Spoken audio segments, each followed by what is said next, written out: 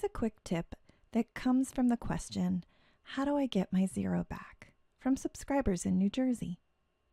If you've ever exported addresses or anything involving a zip code for the state of New Jersey, you may have noticed that the program you open the export file in, we'll say Windows Excel for our example, has removed the leading zero in the zip code. And that's because Excel isn't recognizing the data in that column as a zip code. The good news is that this is a pretty easy fix. Just select the column, right-click, select Format Cells, choose Special, and then select Zip Code. Click OK. And ta-da! We've got our leading zero back.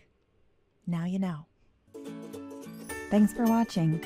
Click subscribe and hit the bell so you stay in the know.